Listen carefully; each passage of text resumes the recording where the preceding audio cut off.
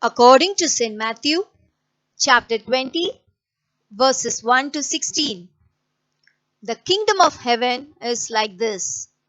Once there was a man who went out early in the morning to hire some men to work in his vineyard. He agreed to pay them the regular wage, a silver coin a day, and sent them to work in his vineyard.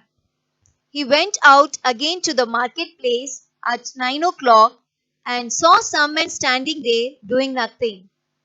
So he told them, "You also go and work in the vineyard, and I will pay you a fair wage."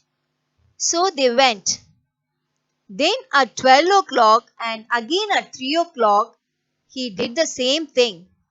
It was nearly 5 o'clock when he went to the marketplace and saw some other men still standing there. "Why are you wasting the whole day here doing nothing?" he asked them.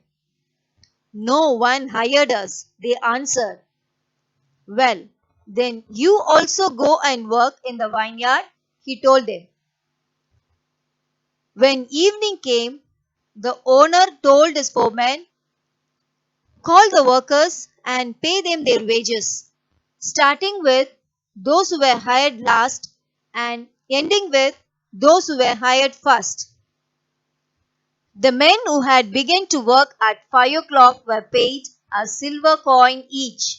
So, when the men who were the first to be hired came to be paid, they thought they would get more, but they too were given a silver coin each.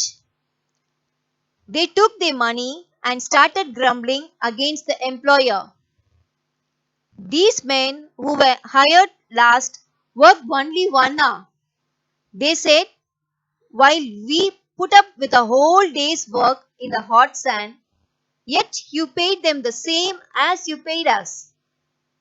"Listen, friend," the owner answered one of them, "I have not cheated you. After all, you agreed to do a day's work for 1 silver coin. Now take your pay and go home.